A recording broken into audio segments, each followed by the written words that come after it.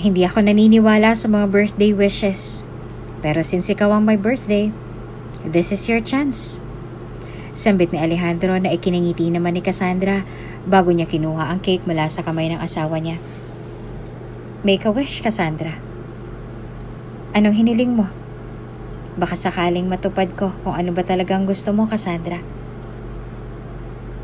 Hiniling ko na sana. Sana makalaya na ako sa buhay kong to, Alejandro.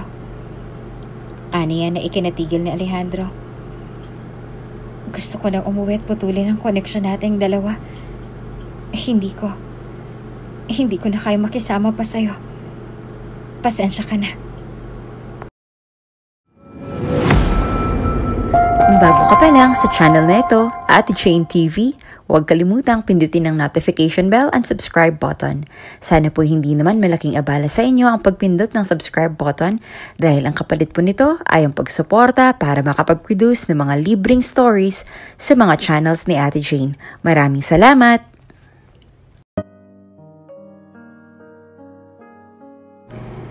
Ang sabi nila, mahirap daw maghintay lalo na kung wala kang kasiguraduhan sa mga bagay na hinihintay mo. Lahat ng bagay sa mundo, kahit na anong gawin mong pag-secure sa lahat ng mga ito, mawawala at mawawala iyan sa mga kamay mo kung babaliwalain mo. Wala namang nagtatagal sa mundo. Puno nga'y nagpapalit ng dahon sa tuwing taglagas. Tao pa kaya? Pagkakaibigan nga'y nagtatapos. Relasyon pa kaya? Pero katulad na lang ng paglalagas ng mga dahon ng puno sa tuwing taglagas, may umaabot din naman sa puntong napapalitan ng lahat ng ito. Lalo na sa tuwing papatak ang petsa ng tagsibol na kung saan lahat ng mga dahon na nalaga sa punong yon, lahat ng yon ay muling mamumunga at mapapalitan. Mas maganda pa nga sa nauna nitong dahon bago sumapit ang taglagas. Kung ang pagkakaibigan ay nagtapos ng dahil lang sa isang simpleng argumento at hindi pagkakaintindihan, darating din ang panahon na muling magkukrus ang landas ninyong dalawa ng kaibigan mo. At sa puntong yon, magkakaroon ulit kayo ng pagkakataong makapag-usap at malinaw lahat ng mga nangyari sa pagitan ninyo sa nakaraan. Lahat ng bagay sa mundo ay nabibigyan ng layunin sa tamang panahon. Kumbaga lahat ng bagay sa mundo nagkakaroon ng saysay kung hihintayin mo lang ang tamang pagkakataon. Dahil ang paghihintay kahit na ganun kahirap at nakawawala ng gana, nabibigyan ito ng ibang bagay ng pagkakataon na mamunga ng naaayon sa puno nito. At binibigyan din ng saysay ang bagay na yon sa tamang pagkakataon. Mahirap ang maghintay, pero kung naging matyaga ka, magiging worth it din ang lahat pagdating ng tamang panahon. Ano nga bang mangyayari kung sakali mang naubos ang pasensya mo sa kahihintay sa isang bagay na wala ka namang kasiguraduhan?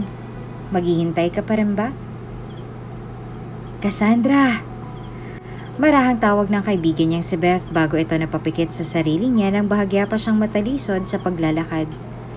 Cassandra, sandali lang! Nang hindi bumaling ng tingin sa kanyang kaibigan, wala na siyang ibang nagawa pa kung hindi ang mapaismid na lang sa sarili. Peste talaga! Singhal niya pa. Mabilis siyang tumayo mula sa kinauupuan bago muling nagdesisyong tanggalin na ngang tuluyan ang heels na suot niya at nakayapak na lang na nagtungo sa direksyon ni Cassandra. Wala namang ibang nagawa si Cassandra kung hindi ang lukot ang mukhang nagpatuloy sa paglalakad. Kung nasa karera lang talaga siya ng mga oras na yon, baka siya nang nanalo sa bilis ng paglalakad niya. Cassandra, ano ba? Sambit pa nito bago sinabayan ng kaibigan sa paglalakad. Hindi ba't sinabi mo na sa akin noong una pa lang na wala kang pakialam sa utang ng mga magulang mo? Anong nangyari? Bakit bigla na lang nagbagong isip mo? Don't tell me, nagpapadala ka na sa takot ngayon. Hindi ko pwedeng baliwalain yon, Beth. Siyempre mga magulang ko yon. Sagot niya na ngayon na lang ulit yata nakipag-usap sa kanya. Hindi ko alam na ganun pa lang talaga kalaki ang utang ng mga magulang ko. Malay ko bang nasa milyon pala lahat ng yon? Kung alam ko lang na may ganun silang kalaking utang, di sana bata pa lang ako, nagtrabaho na agad ako. Dagdag pa niya. Nang dahil sa sinagot ng kaibigan ay wala nang ibang nagawa si Beth kung hindi ang matahimik na lang. Kahit nasubukan niya pang pigilan ng kaibigan niya, ay natitiyak niyang wala na siyang ibang magagawa pa. Maliban kasi sa galit at inis na nakikita niya sa mga mata nito, kitang-kita niya rin ang determinasyon sa mga iyon. Kaya naman natitiyak niya na kahit pigilan niya pa ito sa plano niya, wala na rin siyang magagawa pa para baguhin ang desisyon ng kaibigan. Anong plano mo niyan kung ganon? Tanong ni Beth nang sandaling huminto sila sa gilid ng daan upang mag-abang ng jeep. Cassandra, masama ang kutob ko sa gagawin mo. Relax, Beth. Wala naman ako ibang gagawin, okay? Baling ni Cassandra kahit na bahagya pang kumunot ang noon niya nang bumaling siya ng tingin kay Beth. Wala naman ako masamang gagawin. Pupunta lang talaga ako ron para makipag-usap. Maliban doon, wala na, okay? Paano kung sa pagpunta mo ron mapahama ka? Sige nga. Paano? Sabit ni Beth bago na mewang sa harap niya. May dumaang jeep ngunit hindi na iyon nagawang parahin ng sandaling makuha ni Beth ang atensyon niya. Tama ang kaibigan niya. At alam niya nag-aalala lang naman ito para sa kanya. Paano nga talaga kung mapahamak siya sa gagawin niya?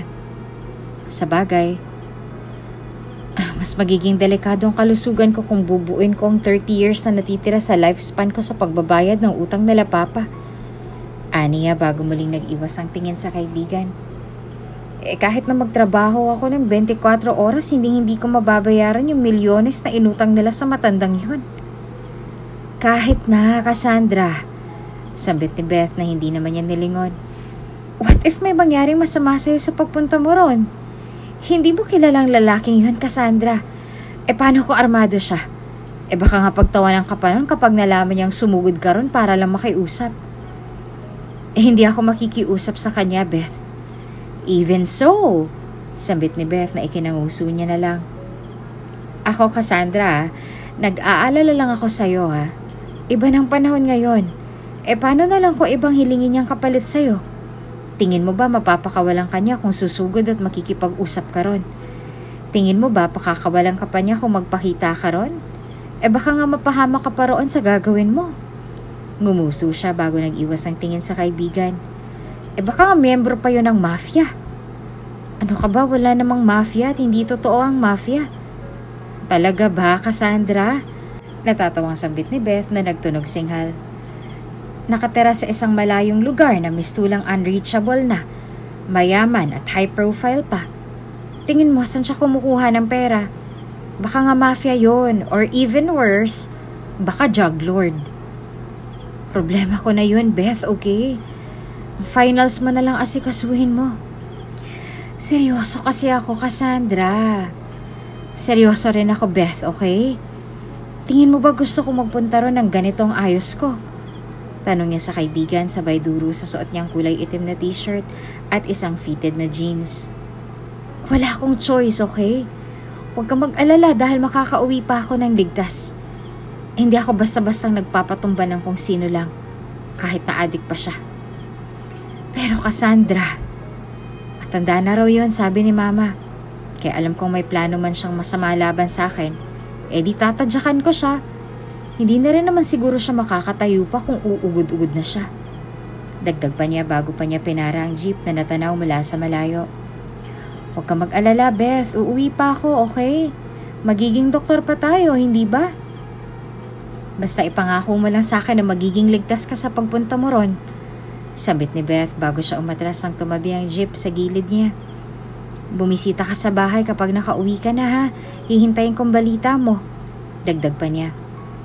Walang ibang nagawa si Cassandra kung hindi ang tumanguna lang sa kanya bago siya nagdesisyong sumakay sa jeep at tuluyan na nga tumulak sa address na nakalagay sa bank account na hinuhulugan niya ng pera noon pa man. Sa katunayan ay may 2 taon na siyang naghuhulog ng pera sa bank account na yon. Ngayon lang niya napagtanto na para bang walang katapusan ang pagbabayad niya ng utang ng mga magulang niya sa bank account na yon. At ang sandaling questionin niya ang mga magulang niya, doon lang nagdesisyon ng mga ito na umamin sa kanya. Nang sandaling malaman ng mga magulang niya ang hindi kukulang na 10 milyon na utang nila sa matandang yon, doon lang siya tila ba nabuhusan ng malamig na tubig. Kahit na sino ay maeestatwa at magwawala kapag nalaman nilang may 2 taon niya nang hinuhulugan ng utang na natitiyak niyang kahit na may 10 taon pa siyang maghulog ng pera rito, buwan-buwan, hindi niya kailanman mababayaran ang utang na yon. Baka nga kulang pang 10 taon para mabayaran niya ang 10 milyon na yon. Lumaki si Cassandra sa isang maliit na pamilya. Siya lang kasi ang kaisa-isang anak ng mga magulang niya. Kaya naman siya lang din ang inaasahan ng mga ito na mag-ahon sa kanila sa kahirapan. Hindi naman sila mahirap, sakto lang. Sa katunayan nga'y lumaki siya na nakukuha niya lahat ng luho at gusto niya noon pa man. Isang hiling niya lang sa mga magulang niya noon, ibibigay na kaagad ng mga ito. Isang gusto ko nito, ibibigay agad ng mga magulang niya, lalong-lalo na ng tatay niya. May negosyo ang pamilya nila noon na pharmacy. Hindi ito ganong kalaki, pero sapat na yon upang matustusan ang mga pangangailangan nila sa pang-araw-araw. Ang maliit nilang negosyo na iyon ay hindi rin naman nagtagal sa pamamayagpag. Nang sandaling magkandalugi-lugi ang negosyo nila, hanggang sa tuluyan na ngang naglaho sa merkado ang negosyo na lang yon. Lahat ng pagod at paghihirap ng mga magulang niya para lang matustusan ang negosyong yon ay naglaho nang sandaling makaahon sila. Siya namang pagkakasakit ng tatay niya, kaya naman bandang huli, nawala na nga ang negosyo nila, nabaon pa sila sa pagkakautang. Hindi kailanman pumasok sa isip niya na ganun pa lang talaga kalaki ang naubos nilang pera sa negosyong yon. Pagkatapos ng lahat ng paghihirap nila para lang maitaguyod ang negosyong yon, sa ganito pa rin pala mauuwi ang lahat. Ang buong akala niya ngay may 100,000 lang ang utang ng pamilya niya. Malaki ng $250,000 na naglalaro sa isip niya nung una pa lang.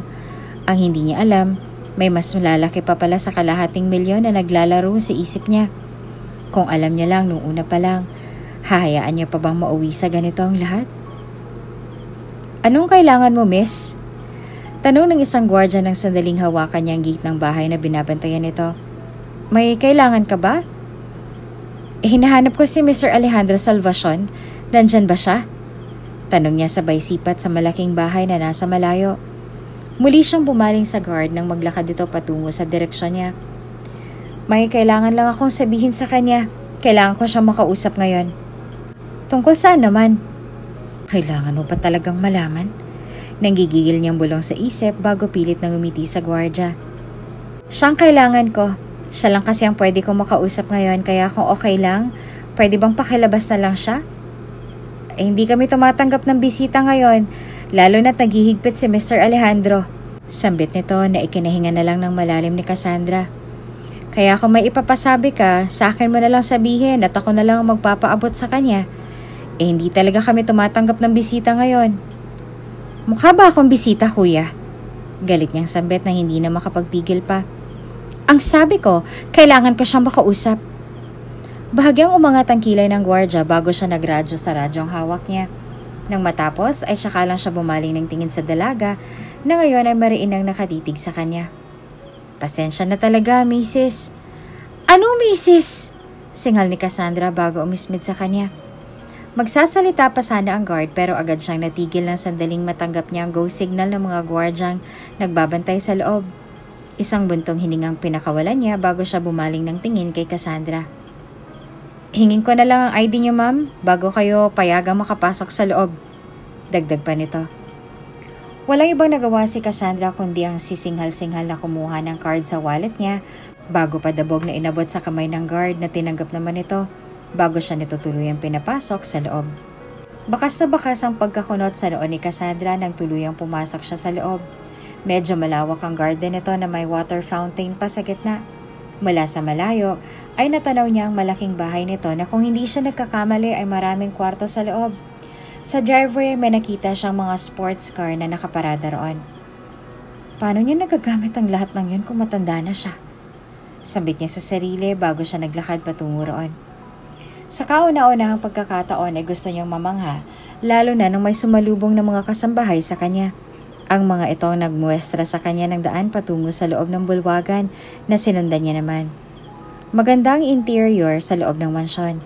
Sa gilid ay nakita niyang mga mamahaling paintings na nakasabit sa pader, kaya naman hindi niya naiwasang mapanguso na lang ng dahil sa pagkamangha. Ayaw niya magmukhang ignorante sa harap ng maraming tao. Pero nang makita ang mga gamit na naroroon sa loob ng mansyong nito, hindi niya na napigilan ng sarili niyang magmukhang ignorante. May gusto po ba kayong inumin, ma'am?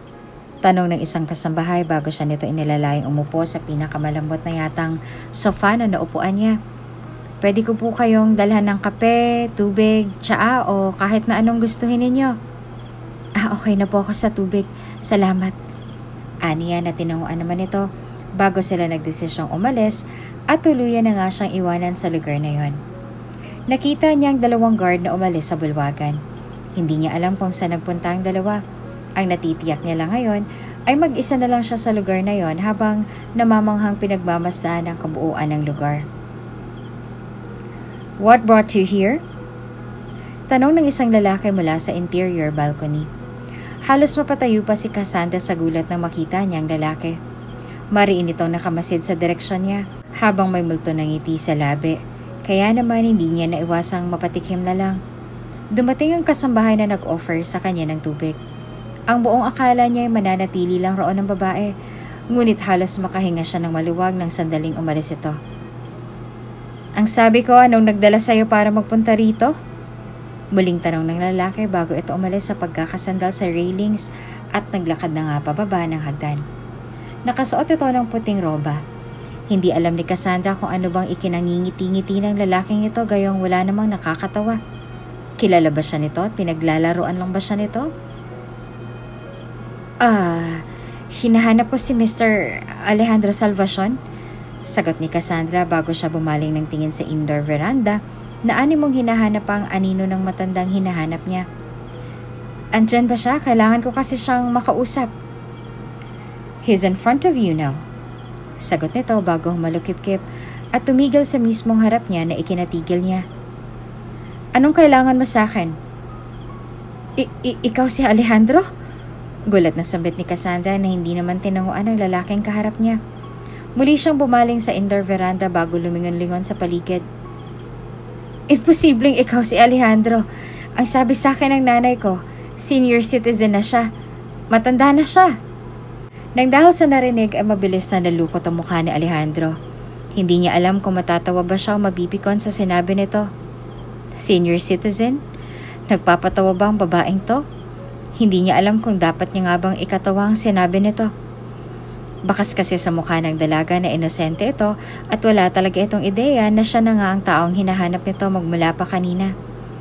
Aaminin niya man o sa hindi, ay bahagya siyang natuwa dahil hindi makapaniwala ang dalaga na siya na nga ang Alejandro ang hinahanap nito. Ibig lang sabihin nito ay masyado pa siyang bata para sa edad niya. Sa kabilang banda ay nakaramdam din naman siya ng pagkapikon dahil senior citizen? Pagkatapos niyang pautangin ang pamilya ng dalagang kaharap niya, senior citizen na lang ang itatawag nito sa kanya? "Obviously, hindi pa ako senior citizen, miss," sambit ni Alejandro para lang mailigtas ang pagka-offend na nararamdaman niya sa sinabi nito kanina. "What brought you here? Anong kailangan mo sa akin?" Bahagyang natahimik si Cassandra sa kinatatayuan niya habang tahimik na nakamasid sa lalaki. Nang sandaling matanggap niya na sa sarili niya na baka nga ito na ang lalaking hinahanap niya magmula kanina, wala siyang ibang nagawa kung hindi ang gayahin ang postura nito sa harap niya na ikinangiti naman ng palihim ni Alejandro. "Nandito ako para may liwanagin sa'yo, sir," sagot ni Cassandra bago siya nagtaas ng kilay sa kaharap. "Anong 10 milyon ang pagkakautang sa'yo ng mga magulang ko? Hindi pwedeng umabot ng 10 milyon yon at isa pa, hindi ko kayang bayaran ng amount na yon." Anong gusto mong mangyari ngayon kung ganon?" Pwede bang tablahin na lang?" sambit ni Cassandra bago mahinang natawa nang makita niya kung paanong malukot ang mukha ni Alejandro sa sinabi niya. "Pwera biro, hindi ko talaga kayang bayaran ng 10 milyon na yon. Kahit na magtrabaho ako ng panghabang buhay, hindi ko mababayaran ng 10 milyon na yon." "Ang utang ay utang, miss," sambit ng lalaki bago siya nag-angat ng kilay sa dalaga na ikinabagsak naman ng mga balikat nito nang dahil sa labis na dismaya. "Actually, kailangan ko ng pera ngayon. Hindi ko rin kaya maghintay pa ng 10 taon para lang mabayaran niyo ako ng buo." "Wala ka namang sakit, ha?" sambit ni Cassandra na ikinaangat naman ng kilay nito. "Mukha namang healthy ka kaya alam kong aabutan mo pang 10 taon na yun pero biro, hindi ko talaga kayang bayaran ng 10 milyon na yon. Ano nga gusto mong mangyari kung ganon?" "Ikaw ang bahala," sambit ni Cassandra bago siya nabuhayan ng loob sa biglaan nitong tanong sa kanya. "Kahit ano kung gusto mo. Kapag wala akong pasok, pwede akong maging kasambahay mo rito or else lifetime assistant mo. Pwede rin naman ako maging masahista mo." Pwede kitang bigyan ng manicure at pedicure every weekend. Pwede akong magpakain ng baboy, mag-alaga ng mga baboy. Ako na magpapakain sa kanila araw-araw. Kung gusto mo, pwede rin akong maging driver. Hindi ako marunong magmaneho pero napag-aaralan naman siguro yun, hindi ba? Pwede rin kitang tanggalan ng uban kapag enough. I don't want those shitty suggestions of yours, miss. Sambit ni Alejandro na ikinabagsak ng mga balikat niya. Pera ang kailangan ko at wala nang iba pa. Pera?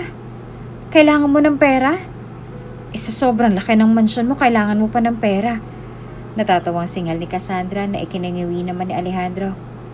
Come on, sir. Sinasabi mo lang yan dahil gusto mong gipitin ang pamilya ko. Hindi ka ba nakakaintindi nang wala kaming perang pambayad sa'yo? Lalo na ngayon nagkakasakit ang daddy ko.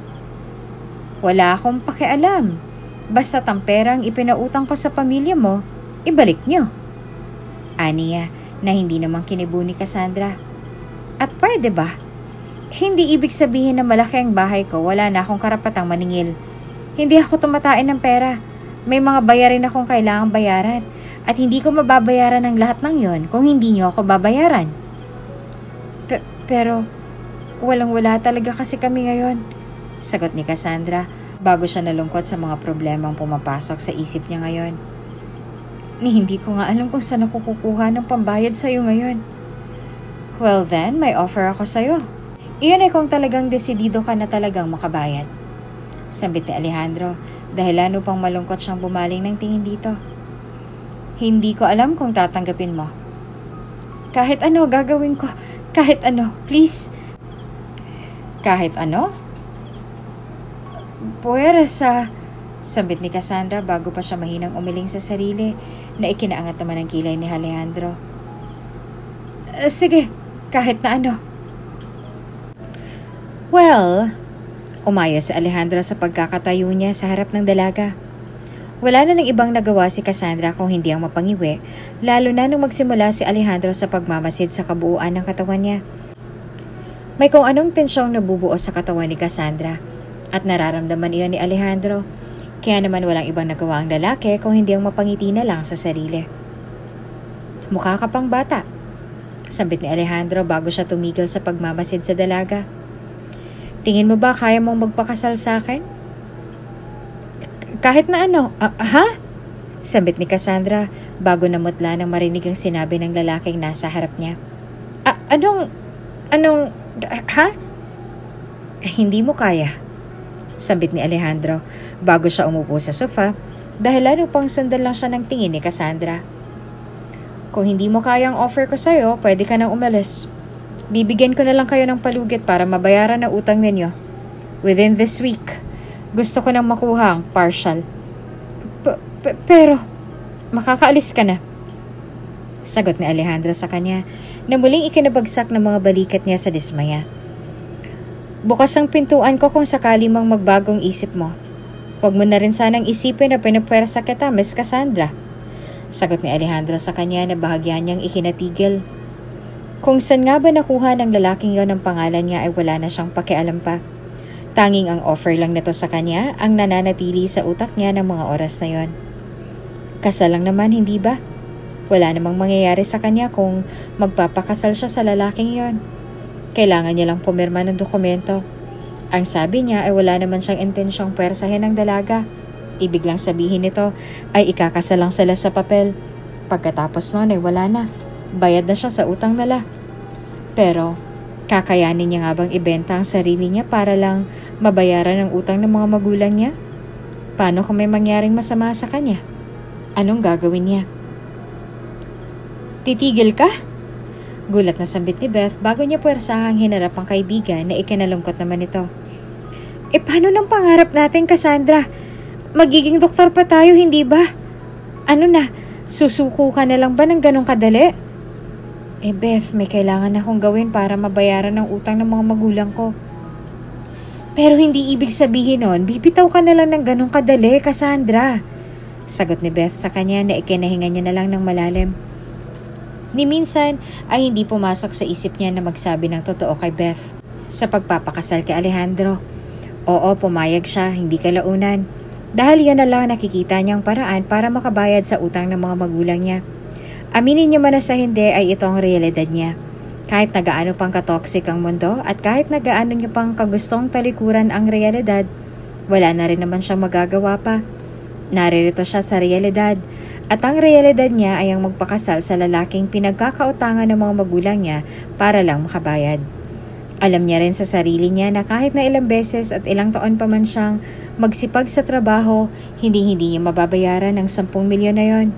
Ito na lang ang paraan nakikita niya, ang ibenta ang sarili niya, alang-alang sa mga magulang niya. Kapag natapos ang kontratang to, aalis siya at magpapakalayo-layo at nang sa ganon ay makalimutan niya ang lahat ng to. Pakiramdam niya ay ginikipit siya, piniprito sa sarili niyang mantika. Kahit na aminin niya man sa hindi, siyang may desisyon ng lahat ng to. Hindi ako kailanman bumitaw sa pangarap ko, Beth. Aniya sa kaibigan, dahil ano pang marahan itong ibinaba ang mga kamay niyang nakahawak sa balikat ni Cassandra kanina. Sadyang wala lang akong choice kung hindi ang magtrabaho at nang sa ganon ay makabangon. Kung matutulungan lang talaga kita at kung may kapangyarihan lang ako, baka tinulungan na kita, Cassandra. Hindi ko gusto itong paghinto mo sa pag-aaral, lalo na't kaunting tulak na lang matatapos na tayo sa pre-med natin. Well, nagkibit siya ng balikat sa kaibigan na inismera naman ito. Ganun talaga. Baka hanggang dito lang siguro muna ako. Naku, hindi naman ako papayag ng ganun, Cassandra. Sambit ni Beth bago siya malungkot ng ngumiti sa kaibigan. Hihintayin kita kahit na anong mangyari. Babalik ka at lalaban kapag may lakas ka na, okay? Hihintayin kita, Cassandra. Pangako yan, sagot ni Cassandra sa kanya bago ngumiti rito. Walang nakakaalam na pumayag siya sa kagustuhan ni Alejandro na magpakasal sa kanya para lang mabayaran ng utang ng mga magulang niya noon. Maging ang mga magulang niya ay walang alam na ikakasal na siya sa lalaking pinagkakautangan nila. Kung sakali mang malaman ng mga magulang niya na ikakasal na siya ng lihim kay Alejandro, may posibilidad nga ba na tumanggi ang mga ito sa pagpapakasal niya sa lalaki? Wala siyang kasiguraduhan sa tunay na katauhan ni Alejandro. Isang beses nga lang niya itong nakausap ng personal, kaya maging siya sa sarili niya ay hindi din maintindihan sa kung paano nga ba siyang napapayag ng binata. Hindi naman siya nito pinwersa, kaya naman hindi niya rin naman maintindihan ang sarili niya. Ginusto niya nga ba ang lahat ng ito o pwenersa lang siya ng lalaki na magpakasal sa kanya dahil alam niyang iyon lang ang kahinaan niya? You may now kiss the bride. Anunsyo ng pare na nakapagpabalik sa kanya sa realidad. Naging mabilis ang kasal na lang dalawa. Wala naman yatang 1 buwan yun ang pumayag siya sa offer ni Alejandro. Parang kailan lang ay dalaga pa siya at ni minsan ay hindi man lang nagkaroon ng boyfriend. Ngayon naman ay ikakasal na siya sa lalaking ni maging ang family background o ang history man ng buhay nito ay hindi niya alam. Kung totoo man ang sinasabi ni Beth na baka nga mafia ito, drug lord o sindikato, wala na siyang pakialam pa roon. Ang importante na lang para sa kanya ngayon ay ang matapos ang 2 taon nilang kontrata sa isa't isa. At pagkatapos nito ay magiging malaya na siya at ang pamilya niya mula sa pagkakabaon sa utang. Kung hindi pa nga ba ipinaglaban ng mga magulang niyang tungkol sa negosyo nila at kung tinanggap lang nga ito nung una pa lang na bankrupt na sila, may tsansa pa ba na mauwi siya sa ganitong klase ng sitwasyon? Minsan talaga ay wala namang masama kung susuko na lang sila ng tuluyan sa mga problema ang kinakaharap nila. Wala namang masama sa pagsuko. Kung alam mo na wala na talaga, bakit lalaban ka pa? Bakit ka pa magsasayang ng lakas sa isang bagay na alam mo namang walang kasiguraduhan, hindi ba? Kung noong una pa lang ay sumuko na ang mga magulang niya, mauuwi pa rin ba siya sa ganoong klase ng sitwasyon? Walang kaalam-alam ang mga magulang niya na ibinenta niya na ng buo ang sarili niya sa pinagkakautangan nila. At wala rin naman sa loob niyang umamin dito dahil ayaw niya rin naman na lumala pa ang sakit ng tatay niya. Ayaw niya rin namang mamroblema sa pagbabayad ang nanay niya, kaya naman sa halip na umamin sa mga ito, nagdesisyon na lang siyang sarilinin ng sariling problema. Nawala lahat ng mga iniisip niya nang maramdaman niya ang marahang paghawak ni Alejandro sa mga pisngi niya. Bahagya itong umayos mula sa pagkakatayo sa harapan niya, habang siya naman ay walang ibang nagawa kung hindi ang mapalunok na lang sa kinatatayuan niya nang dahil sa labis na kaba. Base sa postura niya ay hindi niya na alam kung paano haharapin ang lalaking yon. Kailangan niya ba talagang? Wala na siyang nagawa pa kung hindi ang mariing pumikit mula sa kinatatayuan niya. Gusto niyang umiwas mula sa halik ni Alejandro. Ngunit ayaw niya namang magmukhang bastos sa harap nito. Sa kabilang banda, wala namang ibang nagawa si Alejandro kung hindi ang lihim na lang na mangiti nang makita niya kung paanong pumikit ng mariin ang babaeng kaharap niya. Wala siyang ibang nagawa kung hindi ang lumapit dito at lapatan ng isang mababaw na halik ang noon niya na ikinatigil ni Cassandra. Asawa lang kita sa papel. Tandaan mo yan, Cassandra. Mahina nitong sabit sa kanya bago niya tuluyang pinakawalan si Cassandra mula sa pagkakahawak niya. Nang dahil sa ginawa niya ay walang ibang nagawa si Cassandra kung hindi ang mapanguso na lang sa kinatatayuan nito. Bakit pakiramdam ko na offend ako sa sinabi niya? Nguso niya sa sarili bago siya umismid at naglakad palayo sa lalaki. Pribado ang naging kasal nila dahil nga sa biglaan ng pagpaplano rito. Tanging silang dalawa lang at ang paring nagkasal sa kanila ang naging saksi sa lahat. Hindi niya alam kung matutuwa ba siya o ano. Dapat nga'y matuwa siya, hindi ba? Hindi ganito ang klase ng kasal na pinapangarap niya noon pa man. Kung dati nangarap siya na may tatay na maghahatid sa kanya sa altar, tila baka baligtaran na ang lahat na nangyari ngayon. Dahil hindi man lang siya naihatid nito patungo sa altar. Niwala nga itong kaide-ideya na ikakasal na siya ngayong araw. Kung dati ay nangarap siya na maging maid of honor nang maging kasal niya si Beth, malayong-malayo ito sa kung anong pinangarap niya noon para sa kaibigan. Dahil wala itong kaide-ideya na ikinasal na siya ngayon. At ang pinakamalala pa sa lahat, ni hindi man lang siya naka-attend upang saksihan man lang ang pag-iisang dibdib nilang dalawa ni Alejandro. Pag-iisang dibdib? Sinong niloloko niya? Halos matawa siya sa isip ng dahil sa mga naiisip niya ngayon. Sino naman ang nagsabing ikinasal silang dalawa dahil mahal na lang isa't isa? Naririto lang siya sa sitwasyong ito dahil wala siyang kawala sa utang ng mga magulang niya. Naririto lang siya sa sitwasyong to dahil sa pabor na gustong mangyari ng lalaking pinakasalan niya. Nandito lang siya sa sitwasyong to dahil aminin man niya o sa hindi, wala siyang mapagpilian sa kung hindi ang sumama at maipit sa kasalang to. Wala siyang pagpipilian dahil wala naman siyang karapatang mamili pa. Ang tanong, may pagpipilian ba siya? Ano nga bang pumasok sa isip mo at bakit gusto mong magpakasal? Kuryoso niyang tanong nang sandali makauwi sila sa bahay ni Alejandro. Hanggang ngayon ay suot niya pa rin ang puting bestida na suot niya kanina. Beach wedding ang theme ng kasal nila na ginanap sa isang pribadong resort na pagmamay-ari mismo ni Alejandro. Hindi ito kasing elegante ng ninanais niya noong una pero masasabi niyang okay na yon. Sino ba naman siya para pagkagastosan ng kasal, hindi ba?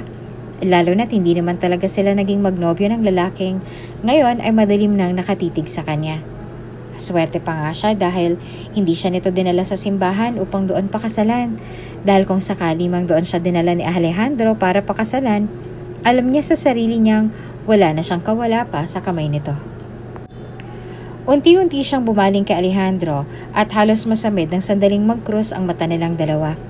Bahagya siyang umayo sa pagkakaupo at matamis na ngumiti sa binata upang itago ang nararamdaman niyang pagkabigla nang magsalubong ang mata nilang dalawa kanina. Aminin niya man o sa hindi ay may itsura si Alejandro. May itsura naman talaga si Alejandro. Gwapo, mukhang mabango, mayaman, yayamanin, elegante, at animong sumisigaw talaga sa aura nito na hindi siya basta-bastang lalaki lang. Hindi siya yung tipikal na lalaking makikita mo kung saan. May madilim siyang aura. Yung tipong isang tingin mo pa lang sa kanya at isang titig niya lang sa'yo, iisipin mo nang may binabalak na siyang masama. Wala sa itsura niya na nasa edad 30 anyos na ito.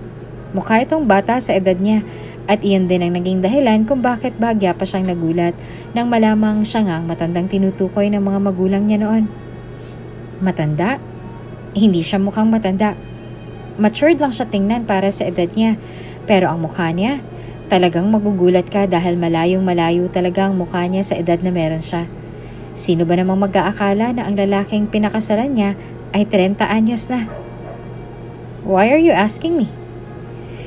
Dahil gusto ko, Alejandro? Patanong niyang sagot bago siya pabagsak na umupo sa sofa at nakahalukip-kip na sumandal roon habang nakatitig sa lalaki. Bakit nga ba? Hindi naman kumibo si Alejandro. Sa halip ay nanatili lang itong kunot noong nakamasid sa kanya, kaya naman hindi pa napigilan ni Cassandra ang mapanghuso na lamang. Siguro walang nagkakagusto sa'yo, no? Pardon me?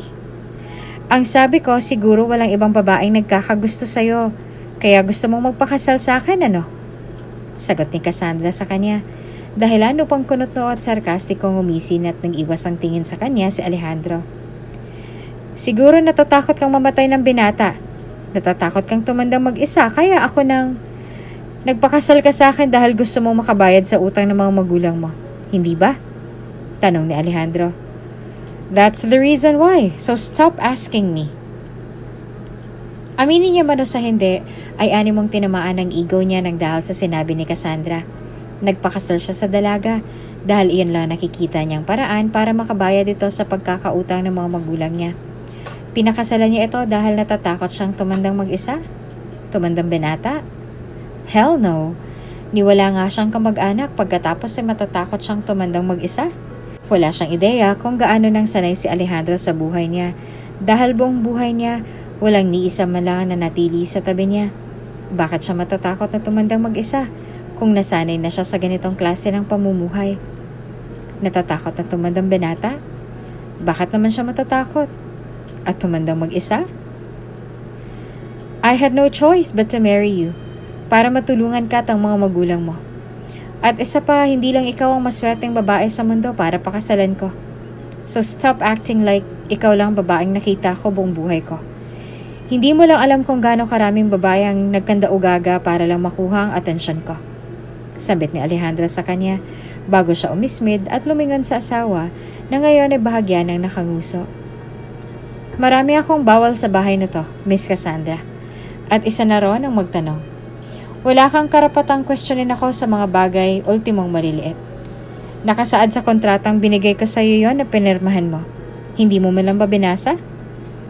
Walang ibang nagawa si Cassandra kung hindi ang umuso na lang sa kinauupuan niya. Napansin naman ni Alejandro iyon kaya naman nasisigurado niyang tama ang nasa isip niya. Na hindi nga binasa talaga ni Cassandra ang kontratang pinirmahan nilang dalawa nung una pa lang. Tawagan mo na lang si Imelda kung may kailangan ka pa. Aakyat na ako. Paalam niya. Bago pa man siya umalis sa kinatatayuan niya ay mabilis nang tumayo si Cassandra sa kinauupuan niya. Umangat ang kilay niya nang dahil sa biglaan nitong kilos sa harap niya. Saan ang kwarto nating dalawa kung ganon? Tanong ni Cassandra. Kunot noo siyang bumaling ng tingin dito. Anong kwarto nating dalawa? Tanong niya rito. Kwarto kung saan tayo matutulog. Nang dahil sa narinig ay bahagya pa siyang napaisip. Nang makuha ang sinabi nito ay wala na siyang ibang nagawa pa kung hindi ang mapangisi na lang. Bago mapaglarong humalukip-kip sa harap mismo ni Cassandra na ikinaangat naman ang kilay nito sa pagtataka. Sino naman ang nagsabi sa'yo na gusto kong makasama ka sa iisang kwarto? Tanong ni Alejandro sa kanya na hindi niya naman agad nakuha. May sarili kang kwarto, Cassandra. Utusan mo na lang si Imelda na dalhin ka ron. And please lang, huwag mo akong gagambalain sa kwarto ko. Dagdag pa ni Alejandro bago siya umismid sa asawa at naglakad na nga paakyat sa hagdan. Nang dahil sa narinig ay bahagya pang napahiya si Cassandra. Bago pa man tuluyang makaalis ang lalaki, wala na siyang ibang nagawa pa kung hindi ang bumaling ng masamang tingin dito at magreklamo na lang na bahagyang ikinakunot naman ng noon ni Alejandro. Dinala mo ba ako rito sa bahay mo para lang ikulong? Tanong niya na animong pabulyaw. Doon lang napagtanto ni Alejandro na baka nga napahiyang dalaga kaya naman wala siyang ibang nagawa kung hindi ang mapangisi na lang sa kinatatayuan niya. Nagpakasal ka pa sa akin? Kailangan ko ba talagang ulit-ulitin sa'yo ang dahilan, Cassandra? Tanong niya na hindi lumilingon sa dalaga. Gusto mong makabayad sa utang ng pamilya mo, hindi ba? Tanong niya at nang hindi makasagot ang dalaga ay wala na siyang ibang nagawa pa kung hindi ang magpatuloy na lang sa pag-akyat sa taas. Naging maganda naman ang pakikitungo kay Cassandra ng mga kasambahay ni Alejandro sa mga sumunod na araw. Hindi naman mahirap pakisamahan ng mga tauhan ni Alejandro. Sa katunayan nga ay alagang-alaga siya ng mga ito. Kaya naman kahit na papaano ay masasabi niya namang komportable siya sa pananatili sa bahay na yon. Kahit na bihira lang sila kung magkita ni Alejandro. Ma'am Cassandra, eto na po lahat ng pinakuha ninyo. Sambit ni Ana bago niya ipinababa ang mga garden tools na hiniling niya rito kanina. Ginagamit pa po ni Pedro yung isang gunting pero nangako naman siya na ihahabol sa inyo kapag natapos na siya. Okay lang, may extra naman ako rito. Aniya sabay pakita sa hawak niyang gunting. Yung amo niyo, nasan siya? Sino po ma'am? Yung amo niyong galing sa ilalim ng lupa. Sagot niya patungkol kay Alejandro. Nang makuha ng katulong ay bahagya pa itong natuwa sa sinabi niya. Kanina ko pa siyang hindi nakikita na bumaba. Tingnan niyo sa kwarto niya, silip-silipin niyo rin kung may extra kayong time. Baka nilulumot na yun sa kwarto niya. Ganun po talaga si Sir Alejandro ma'am. Hindi naman po yun lumalabas sa kwarto niya.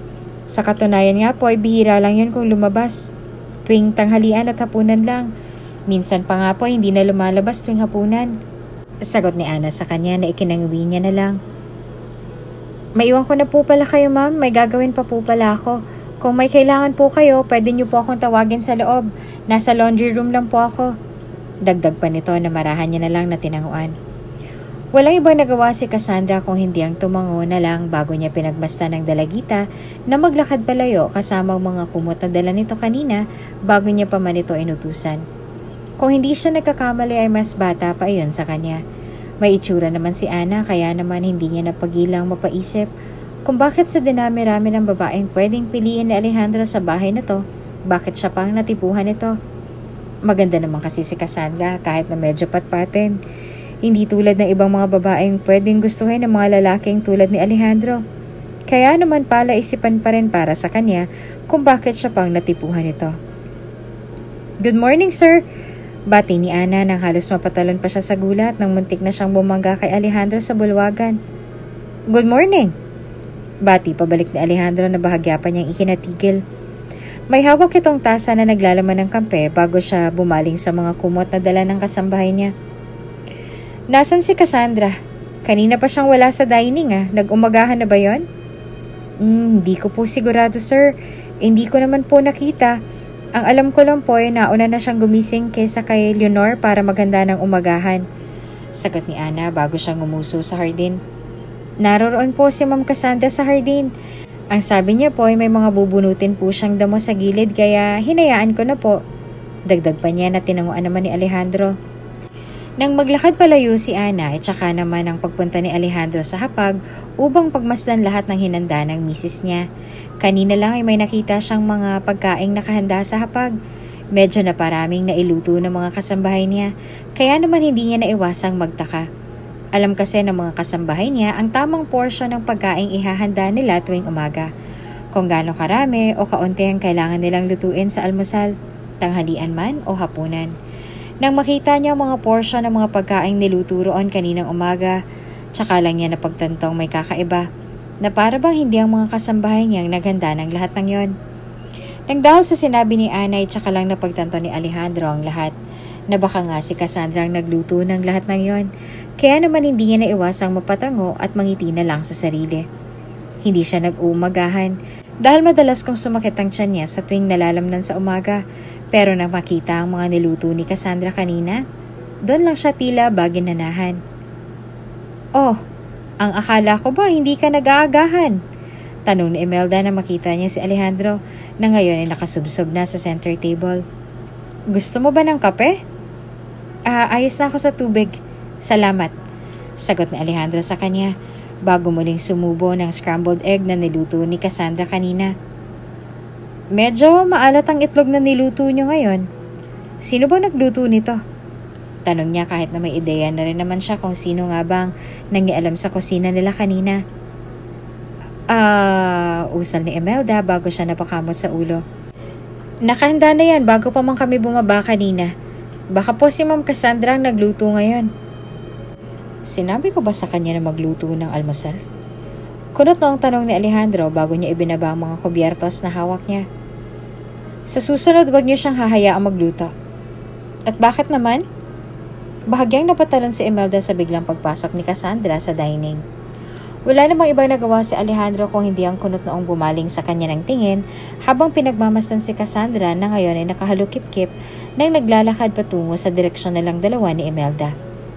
May multo ng giting naglalaro sa labi niya habang nakatitig kay Cassandra Ngunit agad din iyong nawala nang sandaling makalapit na ito sa direksyon nilang dalawa ni Imelda. Sir, mauna na po ako. Paalam ni Imelda. Hindi naman kumibo si Alejandro sa pagpapaalam niya dahil nanatili ang titig nila sa isa't isa ng babae ngayon ay walang ibang nagawa kung hindi ang kunot noon nakatitig sa kanya. Agad na yumuko si Imelda sa kanilang dalawa upang magpaalam bago siya nagmamadaling umalis sa lugar na yon. Nang makaalis si Imelda, ay siya namang pagbaling ng tingin ni Cassandra sa itlog na nasa plato ni Alessandro. Ang dami mong reklamo sa luto ko, pero halos maubos mo naman yung buong plato. Sambit ni Cassandra bago siya umupo sa gilid ni Alejandro na ikinaangat naman ng kilay nito. Actually, hindi pa ako nag-aalmusal. Hindi kasi ako sanay na kumakain ng walang kasama kaya hinihintay kita. Ipagyayabang ko nga sana sa'yo yung omelette na niluto ko. Hindi ko naman alam na insultuhin mo lang pala yung effort ko. Effort na bang matatawag to? Tanong ni Alejandro sabay tusok sa itlog hanggang ang tinidor na hawak niya kanina. Mukhang naglalaro ka lang sa pagluluto mo. Kung ayaw mo sa luto ko, pwede mo namang sabihin, Dad, sambit ni Cassandra na ikinaangat ng kilay niya. Kung makapagreklamo ka, para ka kasing tatay ko. Hindi na rin naman ako magtataka kung aminin mo man sa akin nasa 40 ka na. 30 pa lang ako. Sagot ni Alejandro na ikinatawa niya, dahilan upang humagikik na lang ito sa gilid niya. Naging payapa naman ang almusal nilang dalawa kahit na madalas sila kung magbangayan sa harap ng hapag. Medyo madaldal si Cassandra kaya namang kahit na papaano ay hindi naman nabagot si Alejandro sa lahat ng kwento niya. Kahit na madalas sila kung magpatutsyadahan kahit na gano'n ay aaminin niya na tila ba nagkaroon ng kulay ang madilim niyang mundo noon. Isa sa mga dahilan kung bakit siya inaya ni Cassandra na magpakasal sa kanya ay dahil gusto niya makatulong sa mga magulang nito. Kung tutuusin ay bariya lang sa kanya ang 10 milyon na pagkakautang ng mga magulang nito. Kumpara sa kanya ay bariya lang ito. Malaking bagay naman ito sa mga individual na tulad ng pamilya ni Cassandra. Sa katunayan nga'y nawala na sa isip niya ang tungkol sa pagkakautang ng mga magulang nito. Kung hindi niya pa man nakita ang pangalan ni Cassandra sa resibo ng perang pumasok sa bank account niya, hindi niya pa maaalalang may pagkakautang pa palang mga taong ito sa kanya. Nakilala niya ang pamilya ni Cassandra sa isang event noon. Sa katunayan nga'y nakita niya na si Cassandra noon nang minsang isinama siya ng mga magulang niya sa event na dinaluhan ni Alejandro. Aminin niya man o sa hindi, ay nakuha na ni Cassandra ang atensyon niya nung una pa lang. Marahil ay hindi na siya naaalala nito dahil medyo bata pa siya noong mga panahong yon. Dumating din sa puntong ginusto niyang makuha ang dalagitang nakakuha sa atensyon niya noon. Ngunit ayaw niya namang hilingin ito sa mga magulang ni Cassandra kahit nakilala niya ng mga ito nung una pa lang. Dalagita pa lang si Cassandra noon at medyo bata pa kaya naman nang sandaling makakuha ng pagkakataon, hindi na siya nagdalawang isipan na ayain itong magpakasal sa kanya kahit na maging kabayaran lang ng pagkakautang ng pamilya nito. Ayaw niyang pilitin si Cassandra ngunit kung ito lang ang tanging paraan na nakikita niya upang makuha ito, gagawin niya para lang mapasa kanya ito. Hindi siya maghihintay ng maraming taon na buwan para lang mapahulog ang dalaga at kung hindi man mangyari yon, hindi niya na alam kung anong gagawin niya. Isang bote ng ketchup at isang pack ng asukal. Kunot noong bumaling si Alejandro sa asawa nang marinig ang sinabi nito. Sa halip na lumingon sa kanya pabalik ay wala namang ibang nagawa si Cassandra kung hindi ang manatili na lang na nakatitig sa listahang hawak niya. May 2 buwan nang nakalilipas simula nang mangyari ang lahat. Kahit na papaano ay nagkakalapit naman ang loob nila sa isa't isa. Bihira na lang sila kung mapagpatutsadahan ngayon. Hindi tulad nung una na akala mo hindi na makukumpleto ang araw nila kung hindi sila pabalang kung sumagot sa katanungan ng isa't isa. Madalas kasi pareho lang naman ang hilig nila sa bagay-bagay. Kung anong gusto ni Cassandra, iyon din ang gusto ni Alejandro. At kapag naman may ayaw si Alejandro, wala namang ibang ginagawa si Cassandra kung hindi ang tumango rito at respetuhin kung ano man ang desisyon nito. Sa isang relasyon ay kailangan ng ganong setup. Kung ayaw ng kapartner mo, bakit mo siya pipilitin? At kung gusto man ng kapartner mo, bakit mo naman aayawan? Marahil siguro ay isa iyon sa mga bagay kung bakit walang ni isa man lang ang tumatagal sa iisang relasyon. Wala namang masama kung gustuhin mong isang bagay at mas lalong wala namang masama kung re-respetuhin mo naman ang desisyon ng isa. Hoy, Alejandro, anong iniisip mo? Kunot na ang tanong ni Cassandra bago siya nagdesisyong bumuntong hininga at iiling-iling na kumuha ng bote ng ketchup at asukal sa estanteng naroroon. Sa pagmamaneho mo gawin yan? Ewan ko lang kung hindi tayo maaksidente. Nagtataka lang ako. Sagot ni Alejandro bago siya lukot ang mukhang tumingin sa pushing cart na tinutulok niya. Bakit kailangan mo ng ketchup? Hindi naman kailangan ng ketchup sa banana muffin na lulutuin natin. Alam ko. Sagot ni Cassandra nang bahagya pang natawa sa sinabi ni Alejandro. Kailangan ko lang ng isa. Nagsasawa na kasi ako sa purong toyo ang sausawan ko. Nagkibit-balikat siya bago muling bumaling sa shopping list na hawak niya. Huwag kang mag-alala, hindi ko naman lalagyan ng ketchup yung banana muffin mo, okay? Nasa tamang katinoan pa naman ako para gawin ang bagay na yon. Dagdag pa niya nang magtagalang tingin sa kanya ni Alejandro. Si Cassandra ang may hawak ng listahan at ang nakatoka sa paglalagay ng mga ingredients na bibilhin nila para sa araw na yon. Sa kabilang banda ay wala namang ibang nagawa si Alejandro kung hindi ang sumunod sa kanya habang tulak ang pushcart na nilamnan ni Cassandra. Kung tutuusin ay simple lang ang bagay na ito, pero labis ang saya at tuwang nararamdaman ng puso ni Alejandro sa tuwing gagawin nila ito ng magkasama. Sa katunayan nga'y marami na ang trabahong natatambak sa opisina niya, ngunit sa halip na isipin ang tungkol sa bagay na yon, naririto siya ngayon sa supermarket kasama ang asawa niya. Mag-asawa kayo, iho? Tanong ng tendera nang sandaling dumaan sila sa palengke para mamili ng gulay sa sinigang na pinapabili ni Imelda. Mabilis na namula ang mukha ni Cassandra nang dahil sa tanong niya, habang si Alejandro naman ay buong tapang na tumango sa matanda nang hindi man lang bumabaling ng tingin kay Cassandra. Nang dahil sa ginawa ni Alejandro ay walang ibang nagawa ang ginang, kung hindi ang nangingiting umiling bago siya nagdesisyong magpasobra ng 3 bungkos ng sitaw na pinili ni Cassandra kanina. Naku manang, 1 bungkos lang po. Pasobra ko na yan dahil nakukitan ako sa inyong mag-asawa. Nangingiti nitong sabet, dahilan upang magkasabay pa silang napabaling sa isa't isa. Ilang taon na kayong kasal na 2? May 2 buwan na pa lang po. Sagot na Alejandro na mas lalong kinalaki ng ngiti ng matandang babae na kausap nila. Magta-3 buwan na po sa susunod na linggo. Walang ibang nagawa si Cassandra kung hindi ang namumulang napabaling ng tingin kay Alejandro. Sa lahat kasi ng mga tanong na ibinato sa kanya ng ginang, si Alejandro ang lahat ng sumagot ng yon. Sa katunayan nga, ay nawala pa sa isip niyang tungkol sa petsa ng kasal nilang 2 dahil hindi naman importante yon para sa kanya. Contract marriage lang naman yon. Kaya naman sino ba naman siya para sa uluhin pa ang tungkol sa bagay na yon? Gusto niya na nga mahiya dahil si Alejandro sa uladong tungkol sa bagay na yon. Kahit nga ang maliliit na detalye tungkol sa kasal nila ay may 2 buwan nang nakalilipas. Nasagot lahat ni Alejandro tungkol sa bagay na yon. Kaya naman hindi rin naiwasan ng gina ang matuwa. Nako, normal lang na wala kayong bisita sa kasal. Kami nga nung asawa ko, kaming 2 lang nakakaalam ng kasal naming 2. Natatawa nitong kwento dahilan upang magkatinginan pa silang 2 ni Alejandro. Hindi naman importante kung may bisita ba kayo o ano. Ang importante, alam niyo ang pangako niyo sa isa't isa at desidido na kayo sa buhay na papasukin ninyong 2. Hindi naman importanteng bisita. Ang importante ang presensya niyo sa isa't isa. Dagdag pa nito na nangingiti naman tinanguan ni Cassandra kahit na napipilitan na lang siya. Kayo bang 2 may anak na? Kung may anak na kayo, bago pa man kayo nagpakasal? Wala po, sagot ni Cassandra. Buntis? Hindi rin po, sagot naman ni Alejandro. Nako, usal muli ng matandang babae bago nangingiting na pailing. Gumawa na kayo ng anak. Huwag na kayong magsayang ng taon. Importanteng petsa para sa mag-asawa. Kung kinakailangan gumawa kayo ng gumawa, gumawa na kayo ng gumawa. Kung kaya ng 10, 10 nyo na kaagad. Huwag nyo sayangin ang genes ninyo. Kayong mga bata talaga. Mas masarap magkaroon ng malaking pamilya, iha, iho.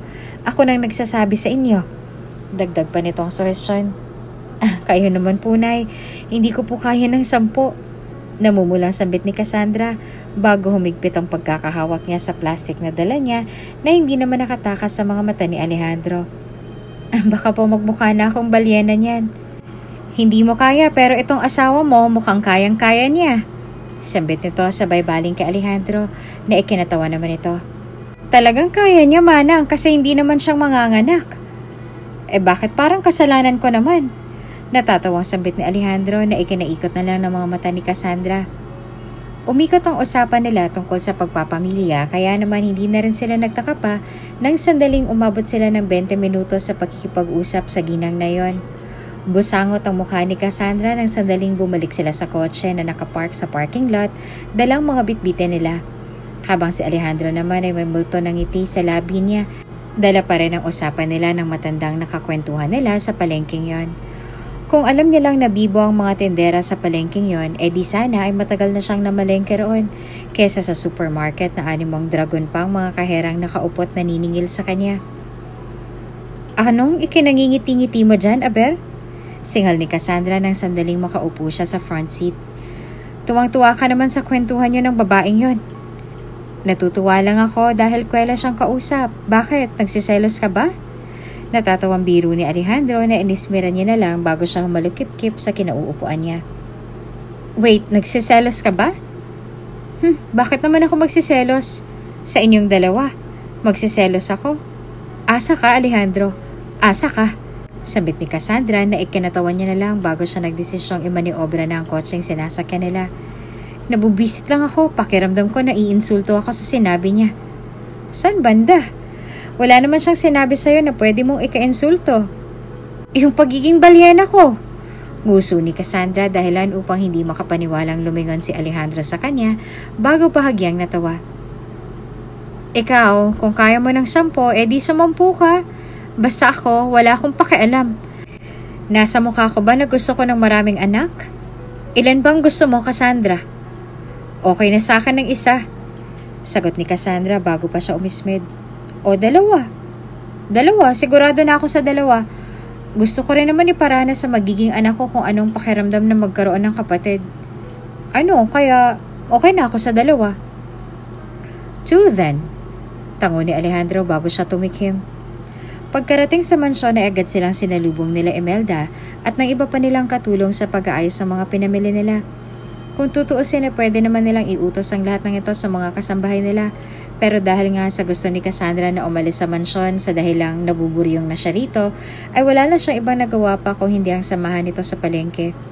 Kung araw-araw lang talaga siyang makakatanggap ng compliment na tulad ng ganon, baka nga mas madalas na siyang pumunta sa palengke kesa sa supermarket. Talaga, sir? Tanong ni Imelda nang ikwento niya rito ang tungkol sa mga napag-usapan nila sa palengke kanina. Siguro po sobrang lapit niyo sa isa't isa kaya po maraming nag-akala na mag-asawa ngang talaga kayo. Sa nakikita ba namin ng mga kasambahay rito sa araw-araw, kahit na sino hindi mag-aakalang contract. Imelda! Tawag ni Cassandra sa kanya na ikinaputol na sasabihin niya sana. Pwede bang patulong sa paghahalo sa mixer? Yes ma'am. Ako na lang, Manang. Sagot ni Alejandro sa kanya. Bago niya inabot kay Imelda ang mga inaayos nila. Ikaw na lang bahala rito. Ako nang tutulong sa asawa ko. Sa asawa ko? Panggagayang biro ni Imelda na ikinatawa na lang ni Alejandro. Tulad ng nakagawian ay mabilis nang kumunot ang noon ni Cassandra nang makita niyang pagpasok ni Alejandro sa kusina kung nasan siya.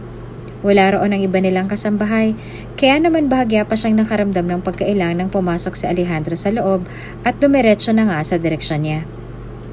Oh, anong ginagawa mo rito? Tanong ni Cassandra bago siya kunotong bumaling sa pintuan at muling lumingon kay Alejandro na ngayon ay agad ang hinila sa kanyang mixer. Anong ginagawa mo, Alejandro? At bakit nandito ka? Nasaan si Imelda? Busy si Imelda, Cassandra. Busy o baka may ginawa ka na naman? Tanong ni Cassandra na mahina niyang ikinatawa. Hindi ka naman marunong gumawa ng banana muffin, Alejandro. Baka mapahamak pang gagawin natin. Huwag ka mag-alala dahil wala naman akong gagawin, Cassandra. Aniya bago niya ipinakita sa asawa ang ginagawa niya. Tigahalo lang ako, okay? Huwag ka mag-alala. Kung ikaw ba naman ang kasama ko, tingin mo hindi ba ako mag-aalala? Singal ni Cassandra na tinawanan niya na lang. Okay then, ikaw ang maghalo niyan. Tulad na nakagawian ay wala silang ibang ginawa kung hindi ang magpatuloy sa ginagawa nila. Nang matapos sa mixture ay doon lang nagdesisyon si Cassandra na maingat na isali ng mixture na iyon sa baking pan. Si Alejandro ang naglagay ng mga iyon sa oven kahit na nung una ay nagmatigas pa si Cassandra sa pagtulong niya. Relax, Cassandra. Wala ka ba talagang tiwala sa asawa mo? Bahagyang naningkit ang mga mata ni Cassandra nang dahil sa sinabi ni Alejandro. Talagang trip mo ako ngayon na. Singal niya na tinawanan lang nito. Wala siyang ibang ginawa sa kusina kung hindi ang tahimik lang na hintayin na maluto ang banana muffin na ginawa nila. Minsan ay napapabaling ng tingin si Alejandro kay Cassandra, habang si Cassandra naman ay animong tuod na malalim ang iniisip sa kinauupuan niya. Kung hindi ka pumayag sa pagpapakasal sa akin, tingin mo nasan ka ngayon? Tanong ni Alejandro sa kanya. Agad na nangunot ang noon ni Cassandra bago siya bumaling ng tingin kay Alejandro. Gusto niyang mahiya dahil hindi niya naramdaman na kanina pa pala siyang pinagmamasdan ng asawa niya, kahit na kanina pa siyang walang kibo at tulala lang sa oven na kanina pa nilang pinagmamasdan at hinihintay na tumunog. Bakit mo naman itanong? Tanong ni Cassandra na ipinagkibit lang ng balikat na Alejandro. Isang singhap ang ginawa niya bago siya sumandal sa kinauupuan niya. Siguro, tulad ng dati, nagtatrabaho pa rin. Working student kasi ako before. Nursing. Pangarap na namin ng kaibigan ko noon ng magdoktor kaya muli siyang nagkibit ng balikat bago muling napanguso ng sandaling maalala ang huling nilang pag-uusap ni Beth. Sa ngayon, siya na lang siguro munang magtuloy ng pangarap naming dalawa. Pwede ka pa namang mag-aral kung gugustuhin mo, Cassandra. Hindi pwede. Natatawa niya sagot bago umiling sa kanya. Hindi ganon kadali ang lahat. Mahirap pagsabayan ng pag-aaral at buhay may asawa. Hindi ko rin sigurado kung kakayanin ko bang talaga lalo na't medyo nagkaroon ng conflict sa schedule ko. Marami ako hindi na-take na subject nung nag-part-time ako kaya magiging mahirap kung magtutuloy pa ako ngayon. Walang ibang nagawa si Alejandro kung hindi ang mapabuntong hininga na lang bago nag-iwas ng tingin kay Cassandra. Pakiramdam niya ay malaking naging epekto ng pagpapakasal ni Cassandra sa kanya sa pag-aaral nito nang dahil sa kagustuhan niyang magpakasal si Cassandra sa kanya. Nawala sa kanyang pangarap na meron siya. Nang dahil sa perang yon, nasira ang pangarap na meron siya. Kung mabibigyan ka ng oportunidad, mag-aaral ka ba ulit? Muling tanong niya pagkatapos ng ilang minuto. Walang ibang nagawa si Cassandra kung hindi ang bumaling ng tingin sa kanya. Sa halip na lumingon sa kanya, wala namang ibang nagawa si Alejandro kung hindi ang manatili na lang ang titig nito sa oven. Ilang minuto na lang ay natitiyak niyang tutunog na ito. Habang naghihintay sa pagtunog nito, ay ang paghihintay niya rin ang sagot ng asawa niya. Pagkatapos ng ilang sandali ay doon lang nagdesisyon si Cassandra na sagutin ang katanungan niya. Oo naman, Alejandro. Sagot niya bago mahinang natawa. Oportunidad yun eh. Siyempre, pangarap ko yun. Pangarap kong makapagtapos ng pag-aaral kahit na papaano. Hindi na rin naman muli pang sumagot si Alejandro dahil lang sandaling huminga siya ng malalim tsaka lang din tumunog ang oven dahilan upang mabilis nang tumayo si Cassandra sa kinauupuan niya. Sa kabilang banda ay wala namang ibang nagawa si Alejandro kung hindi matulala sa naiisip niya. Kung halimbawa lang na papipiliin niya ang asawa kung ang pagpapakasal sa kanya o ang pag-aaral nito, alam niya sa sarili niyang ang pag-aaral ang pipiliin ni Cassandra. Sino nga ba siya para piliin, hindi ba? Oo, sa halos 2 buwan na pananatili ni Cassandra sa bahay na yon, kahit na papaano ay may nabuo namang pagkakaibigan sa kanilang dalawa. Ang tanong ay, hanggang doon lang ba talaga ang kayang ibigay ng asawa niya? Simula nang ikasal silang dalawa, ni minsan ay walang nangyari sa kanilang dalawa. Hindi niya rin naman pinipilit ang asawa niya dahil ayaw niya naman ng ganon. Ayaw niyang pilitin si Cassandra dahil hindi naman ganon ang pagmamahal niya para rito. Hindi niya minahal ang palihim si Cassandra dahil lang sa maganda ito. Minahal niya ito dahil lang ito ang kaisa-isa niyang babae na nakukuha ng atensyon niya noon pa man. Paano niya nga bang masasabi sa sarili niya na seryoso siya na makuha si Cassandra? Kaya niyang maghintay ng maraming taon. Makuha lang ang puso nito. Kinaya niya nang hintayin ang paglaki nito. Ang maghintay pa kaya ng maraming taon para lang makuha ang puso nito? Ang problema nga lang ay ang pangarap nito. Wala naman siyang problema sa pangarap nito. Kung tutuusin ay masasaya pa siya rito kung sakali mang maabot ni Cassandra ang pangarap niyang yon.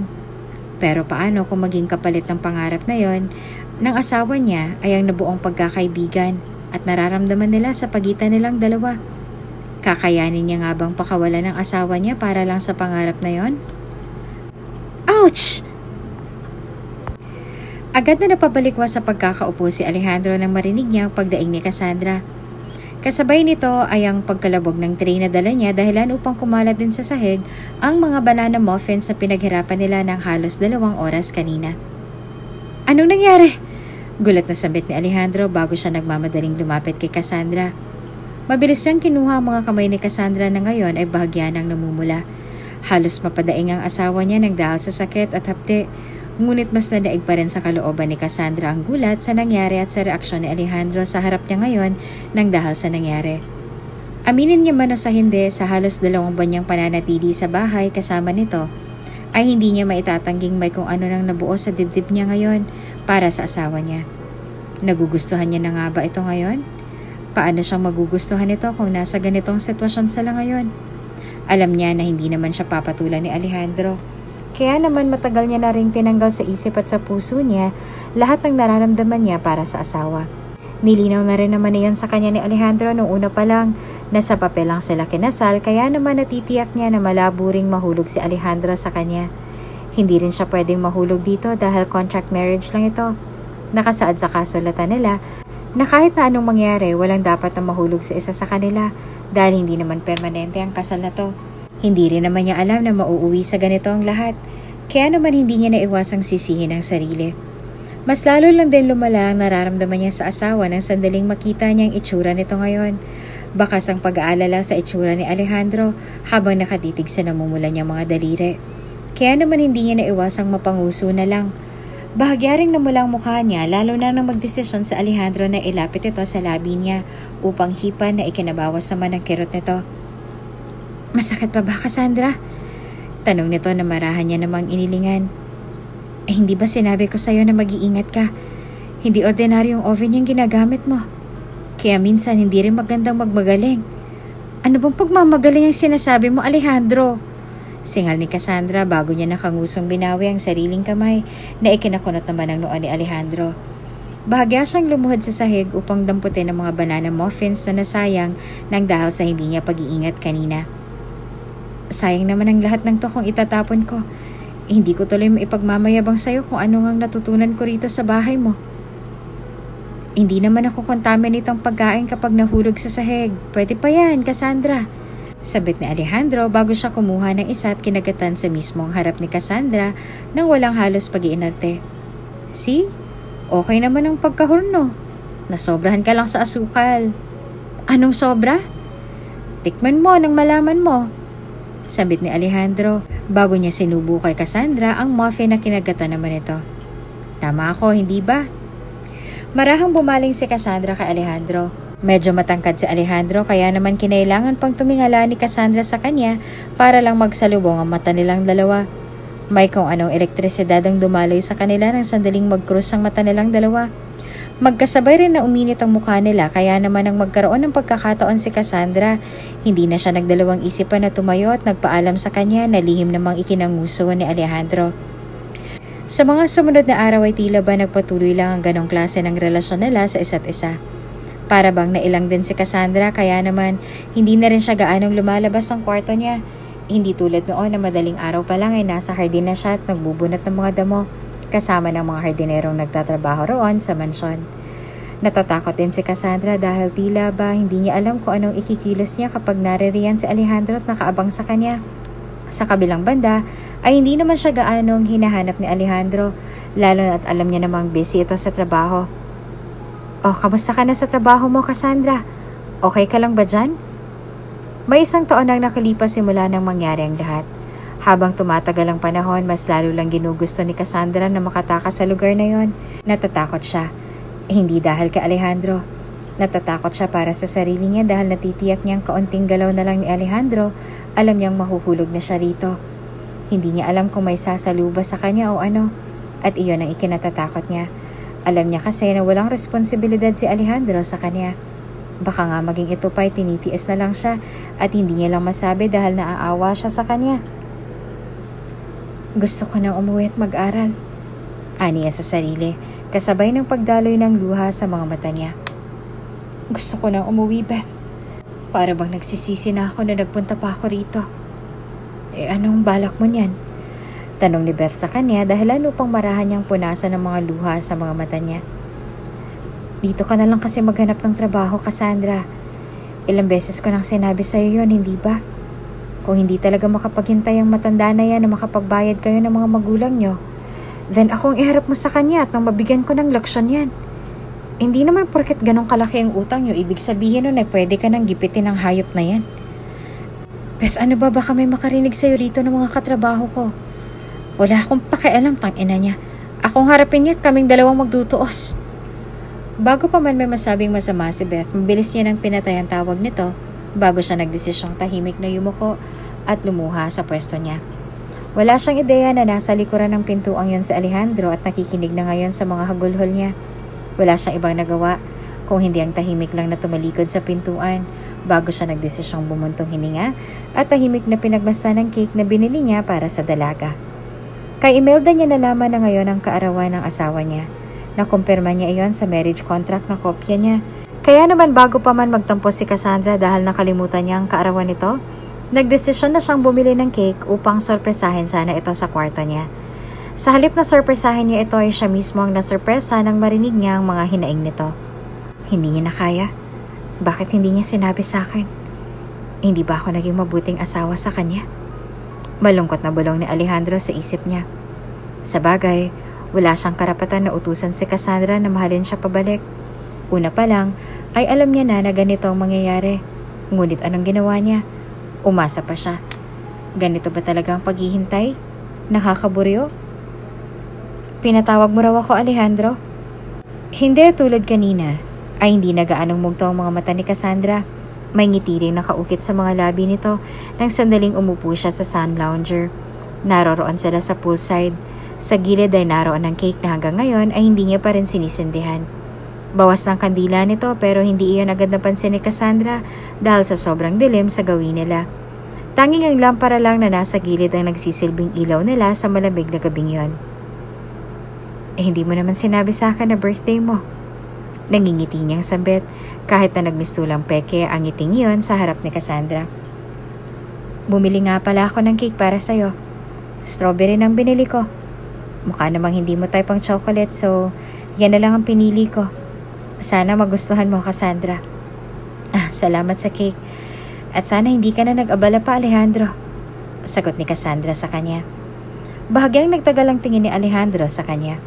Mabuti na lang at hindi yun napansin ni Cassandra kaya naman wala siyang ibang nagawa kung hindi ang bumuntong hininga na lang bago siya naglabas ng lighter at agad na sinindihan ng kandila ng cake na nasa gilid nila. Siyang humawak nito upang ibigay kay Cassandra na ikinangiti naman ito. Hindi ako naniniwala sa mga birthday wishes pero since ikaw ang my birthday, this is your chance. Sabit ni Alejandro na ikinangiti naman ni Cassandra bago niya kinuha ang cake mula sa kamay ng asawa niya. Make a wish, Cassandra.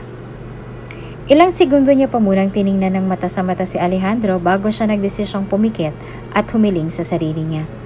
Ilang sandali pa muna siyang nagtagal sa pagpikit bago siya nagmulat at agad na hinipan ng kandila sa cake na yon. Anong hiniling mo? Baka sakaling matupad ko kung ano ba talagang gusto mo, Cassandra.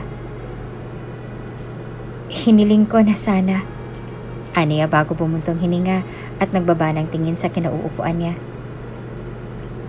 Hiniling ko na sana. Sana makalaya na ako sa buhay kong to, Alejandro. Aniya na ikinatigil ni Alejandro. Gusto ko nang umuwi at putulin ang koneksyon nating dalawa.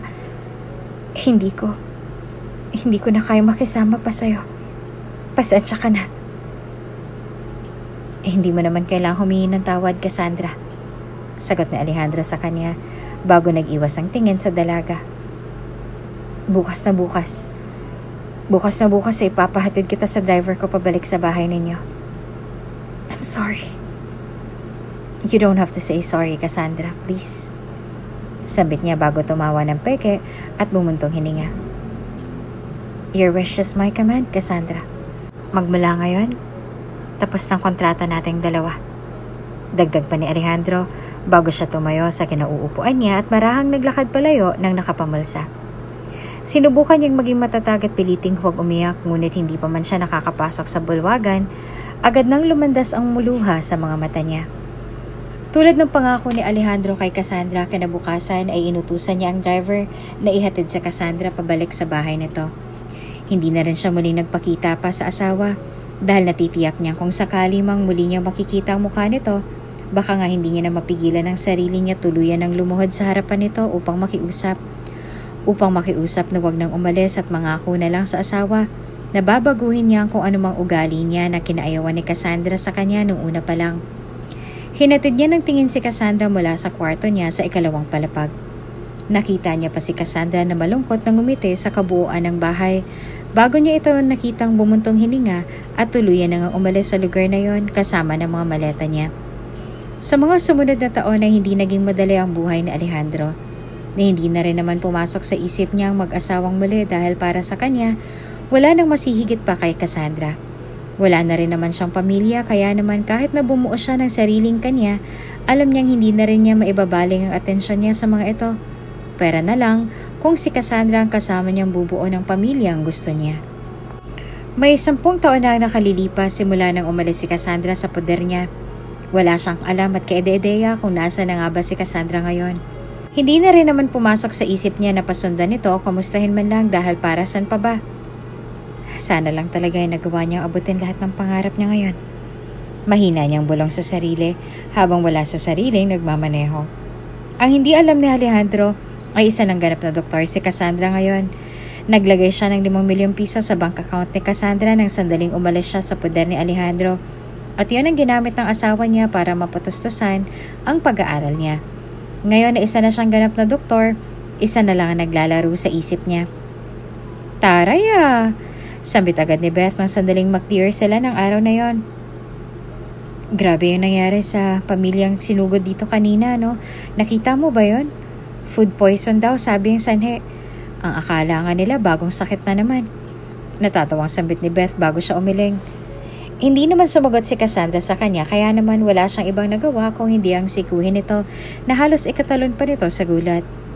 Ha? Anong sinabi mo, Doc? Tanong niya sa kaibigan bago niya nilingon ang patient's chart na hawak niya. Okay naman ang pasyente ko, pwede na siyang lumabas sa susunod na araw. Hindi yun ang sinasabi ko. Dismayadong sinambit ni Beth bago siyang malukip-kip sa harap ng Cassandra. Aminin mo nga sa akin, Cassandra. Kumain ka ba ng almusal kaninang umaga? Mukhang hindi ka okay ngayon na. Ano ba nangyayari sa'yo? Si Spencer pa rin ba? Sinong Spencer na naman yan? Singal ni Cassandra na tinawanan naman ni Beth. May iniisip lang ako. Meron kaming schedule sa OR mamaya kaya alam mo na. OR mo mukha mo. Alam mo kung hindi lang talaga kita kaibigan at kung hindi ka lang talaga doktor ngayon, baka iniisip ko na gumagamit ka. Singal na biro ni Beth na iiling-iling niya lang nanginitian. Hindi naman kalaunan ay muli silang bumalik sa duty nila. Abala si Cassandra sa pag-check sa isa niyang pasyente nang may tumawag sa kanya mula sa emergency room. Doc Cassandra, kailangan ka po namin sa emergency room. Sambit ng doktor na tinanguan niya. Ang sabi ng nurse na tumawag sa kanya ay may isang pasyente raw na nasa critical na kalagayan ngayon. Car accident daw ang sanhe ng aksidente at nagkaroon daw ng injury sa buong katawan ng lalaking sinugod doon, kaya naman nasa critical na itong kalagayan ngayon. Nakita niya na naroroon na ngayon si Beth, kaya naman dali-dali na siyang nagtungo roon. Anong nangyari? Critical ang kalagayan niya ngayon. Medyo marami na rin ang dugong nawala sa kanya. Kailangan niyang sumailalim sa operasyon ngayon. Sagot ni Beth sa kanya habang panay sa pag-check sa pulso ng lalaking nakaratay ngayon sa kama. Nang makalapit si Cassandra ay tsaka lang siya nakaramdam ng panlulumo nang mamukhaan niya ang lalaki.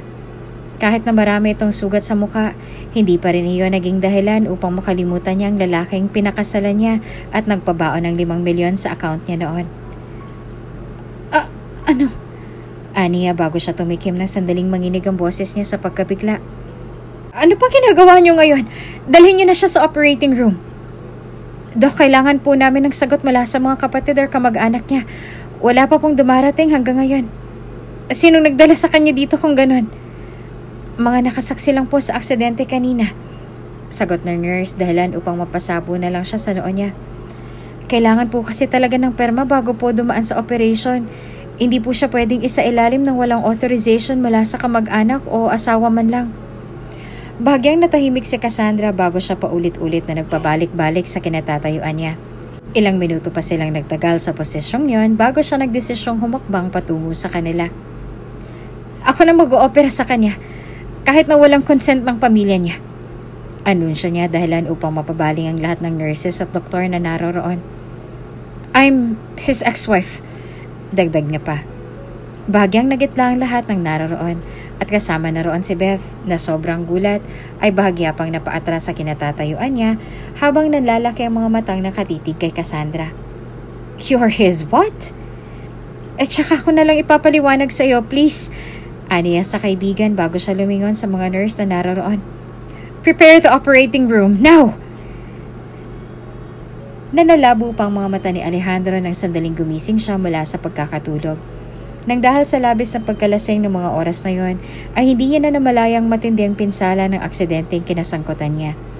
Mabuti na lang at bago siya nawala ng kontrol sa minamaneho niya ng mga oras na yon, ay nagawa niya pang ibangga sa puno ang kotseng minamaneho niya. Ang buong akala niya nung una ay patay na siya dahil ang puting kwarto agad ang bumungad sa kanya nang sandaling imulat niya ang mga mata niya. Hindi niya rin maigalaw ng maayos ang mga braso niya. Hindi na rin naman siya nag-abala pa na gawin niyon dahil natatakot siya na baka mawalan ulit siya ng malay sa oras na mawalan ulit siya ng lakas. Gising na po pala kayo, sir. Ani ng isang nurse na pumasok. Sandali lang po, sir, ah. Tatawagin ko lang po si Doc. Dagdag pa nito bago siya nagmamadaling umalis sa lugar na yon. Malaki ang pasasalamat ni Alejandro dahil kahit na naging masama siya nitong mga nagdaang taon, kahit na papaano'y hindi pa rin siya binawi. Kahit na papaano'y may pagkakataon pa rin siya para magbago. Tingin niya ay iyon na lang ang gagawin niya sa oras na makakalabas siya sa ospital na yon. Iyon ay kung walang naging problema ang katawan niya. May kung anong nakakonekta sa kanya. May oxygen, may IV bag, lahat na yata ay itinusok sa kanya ng mga doktor para lang manatili siyang ligtas sa kapahamakang dala ng pagkawala niya sa wisyo noong mga panahong iyon dahil sa pagkalulong sa alak. Ilang araw na kaya ako nandito? Tanong niya sa isip.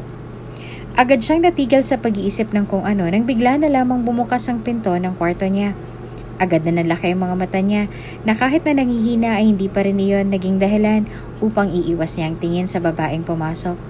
Kunot na ang noon nito nang pumasok si Cassandra. Sa halip na kumustahin siya nito o kahit na makipag-usap siya sa kanya, ay ginawa pa rin ni Cassandra ang lahat ng makakaya niya para lang huwag kibuin ang dating asawa. Cassandra, much better kung mananahimik ka, Alejandro. Hindi makakabuti sa'yo magsayang ng lakas. Aniya na ikinanguso niya sa isip habang nakatitig kay Cassandra. Tsaka na tayo mag-usap kapag may lakas ka na. Dagdag pa nito bago siya lumabas nang matapos sa pag-check up sa kanya. Nang dahil sa sinabi ni Cassandra ay tila ba mas lalo lang ginanahan si Alejandro na magpalakas at nang sa ganon ay tuluyan niya nang makausap ang dating asawa. Hindi niya alam pero tila iyon ang naging turning point niya upang tuluyang lumakas at nang sa ganon ay may malinaw kay Cassandra. Aminin niya man o sa hindi ay tila ba nakaramdam siya ng pagka-proud sa narating ni Cassandra ngayon. Sino ba naman ang mag-aakala na ang dating nakadisgrasya lang sa banana muffin na ginagawa nila noon ay isa ng tanyag na doktor ngayon, hindi ba? Kailangan mo magpalakas, iho. Mukhang wala rin sa mood na makipag-usap sa'yo si Cassandra hanggat ganyan ang ayos mo ngayon. Sambit ni Imelda nang minsan siya nitong binisita. Nang mawala si Cassandra sa bahay nila ay tsaka lang siya nagdesisyong tanggalin ang mga tauhan niya. Hindi niya alam pero tila ba gusto niyang mawala na sa kanyang lahat simula nang mawala si Cassandra.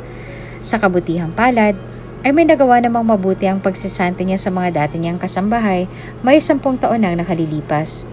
May ilang naging successful sa buhay nila. Napunta sa ibang bansa, nakapagpatuloy sa pag-aaral tulad ni Ana at nakapagretiro ng may benepisyo mula sa kanya tulad ni Imelda na ngayon ay may katandaan na rin. Alam ko naman po na may galit siya sa akin sa nangyari. Hindi ko naman po alam na dito siya nagtatrabaho ngayon. Natutuwang sambit ni Alejandro bago siya nag-iwas ng tingin sa dating kasambahay na ikinangiti naman ito. Hindi na rin naman nagtagal ang pag-uusap nila nang sandaling pumasok si Cassandra sa loob. Wala tuloy ibang nagawa si Imelda kung hindi ang nakangiti siya nitong bigyan ng isang makahulugang tingin bago siya tumango kay Cassandra na peke naman itong tinanguan. Ikaw nang bahala sa dati kong alaga, Doc. Sambit nito na hindi naman tinugunan ni Cassandra bago siya nagdesisyong lumabas ng tuluyan. Cassandra.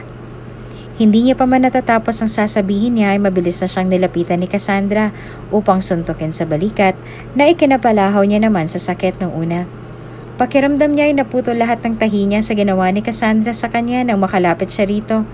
Sa halip na tumigil ay wala namang ibang nagawa si Cassandra kung hindi ang magpatuloy sa pagpitik sa mga sugat ni Alejandro na hindi kalaunan ay tuluyan na nga nitong ikinatawa. Ano ba, Cassandra? Alam mo ba kung anong ginawa mo, Alejandro? Muntik ka nang mamatay. Sabit ni Cassandra bago bumuhos sa mga luha sa mata niya nang hindi niya na napigilan ng labis na emosyon. Nagpapakamatay ka ba talaga? Hindi mo ba alam ang sarili mo kung lasing ka? Pwede bang huwag ka nang magmaneho? At saka bakit ba wala kang kasama sa bahay? Ang tanga mo talaga, Alejandro.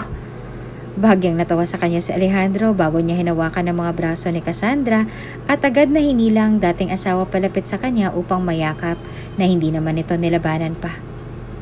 I'm sorry, okay? Okay na ako ngayon, Cassandra. Hindi naman ako namatay, okay? Natatawang biro pa ni Alejandro sa kanya. Dahilan upang mapahikbi na si Cassandra sa balikat niya. Hindi naman ako magkakaganon kung hindi mo ako iniwan. Kung sinamahan mo lang ako. At talagang kasalanan ko pa talaga ngayon. It's a joke, okay? Natatawang sambit ni Alejandro na tuluyang ikinakalma ni Cassandra. 10 taon nang nakalilipas pero hanggang ngayon ganito ka pa rin, Cassandra. Hindi ka pa rin nagbabago. Ikaw pa rin yung mahal ko. Aniya. Walang ibang nagawa si Cassandra kung hindi ang tuluyan ng ibaon ang sariling mukha niya sa balikat ng dating asawa. Para bang naging komportable siya roon, lalo na nang marinig niyang pag-amin nito sa kanya. All this time, ang buong akala niya ay hindi magagawa ni Alejandro na ibalik sa kanya ang nararamdaman niya para rito noon. Sa katunayan nga'y nakaramdam siya ng pag-asa lalo na nang mapag-alaman niyang sa 10 taon na lumipas ni minsan ay hindi man lang pumasok sa isip ni Alejandro ang magpakasal sa ibang babae. Nang malaman na yun ay tila ba nagbunyi ang puso niya. Mas lalo lang din siyang nakaramdam ng saya ng sandaling umamin na rin siya ng nararamdaman sa dating asawa na ikinatuwa naman ni Alejandro. Kahit na may 10 taon na nakalilipas, tila ba wala man lang nagbago sa kanilang dalawa. Binago man ang panahon ang itsura nila at ang edad nila, hindi naman ito nagawang baguhin ang kung anumang nararamdaman nila para sa isa't isa noon. Siguro nga marahil ay isa iyan sa mga bagay na pwede nilang ipagmayabang sa mga taong napapataas na lang ang kilay sa tuwing nakikita sila nitong magkasama sa iisang lugar. Sino ba namang hindi magtataka kung ang agwat ng edad ninyo sa isa't isa ay 10 taon, hindi ba? Kahit sino naman ay malulula. Sa kabilang banda ay wala namang pakialam ang dalawa sa kung anong sasabihin ng iba tungkol sa relasyon nila.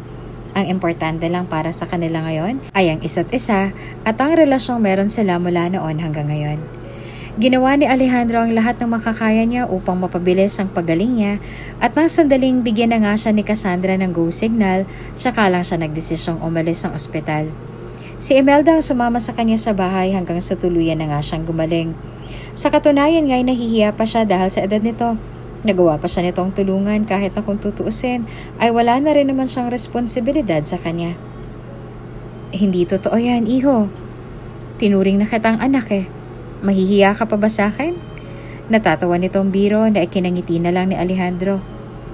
Pagkalipas siguro ng mga 2 buwan ay tsaka na lang fully recovered si Alejandro mula sa operasyon.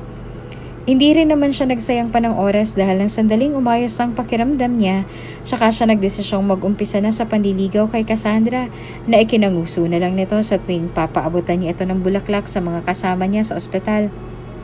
Ang akala nga namin tomboy si Doc. Kasi ni minsan, tatagal niyan dito sa ospital, ni minsan na hindi nagkaroon ng nobyo yan. Sambit ng isang nurse na ikinalawak ng ngiti niya. Kaya pala hindi tumatanggap ng manliligaw kasi may hinihintay. Dagdag pa nilang biro na ikinatawa naman nila. Nawala lang ang ngiti sa labi ni Alejandro nang sandaling makita niya na naglalakad na patungo sa direksyon niya si Cassandra. May ngiting nakaukit sa labi nito habang ang mukha naman ng babaeng kasama nito ay hindi na maipinta habang nakatitig sa kanya. Ikaw pala yung lalaking ng gipit sa kaibigan ko. Sambit ng kaibigan ni Cassandra na ikinatawa nilang dalawa. Siguraduhin mo lang na mamahalin mo tong si Cassandra ha? Dahil kung hindi, nako, hindi lang ako mga hunting sa'yo, I swear. Yes ma'am. Sagot niya bago sumalubong rito at bumaling sa asawa niya. Let's go? Nangingiting tumango si Cassandra bago siya lumapit sa braso nito at agad na nga silang dumiretso sa parking lot pagkatapos ng duty ni Cassandra ng mga oras na yon. Alejandro, natatandaan mo pa ba yung time na bumili ka ng cake para sa birthday ko? Pagkatapos ay pinahiling mo ko? Sambit ni Cassandra dahilan upang nakangiti siyang bumaling ng tingin dito. Alam mo ba kung ano talagang eksaktong hiniling ko? Hiniling mo na makalaya sa buhay na yon kasama ko. Nakangiting umiling si Cassandra sa kanya dahilan upang bumaling siya rito. Hiniling ko na sana makalaya na ako sa buhay na yon kasama mo. Aniya na ikinakunot ng noon niya, ngunit naroon pa rin ang ngiti. At kapag dumating na ang panahong mag-cross ulit ang landas nating dalawa, gagawin ko ang lahat para lang mabawi ka sa akin. Gustong gusto kita, Alejandro. Hindi mo lang alam kung gaano kong pinagsisisihan yung nangyaring yon. Pakiramdam ko talaga nasaktan kita.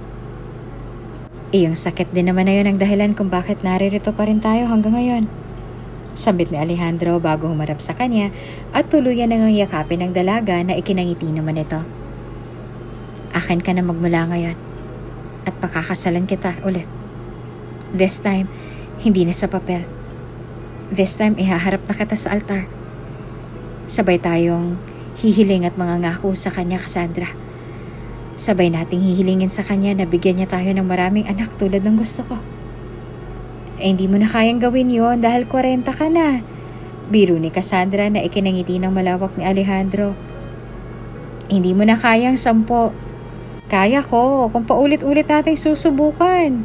Hindi pa naman huli ang 40 para sa 30. Natatawang biro ni Alejandro bago niya muling niyakap si Cassandra at hinalikan ng tuluyan sa labi na ginantihan naman ito. Finally, I got you, Cassandra. I got you this time. Dagdag pa niya bago muling yumuko upang tuluyan ng halikan ng asawa. Ang sabi nila nakakaburyo raw ang paghihintay. Kung kailan ka naghihintay, tsaka naman nawawala sa iyo ang lahat. Pero tulad nga ng sinabi nila, lahat ng bagay ay mapapasa kamay mo kung marunong kang maghintay at kung talagang para sa iyo ang lahat ng yon. Malay mo, inihahanda pa lang pala para sa iyo ang taong yon.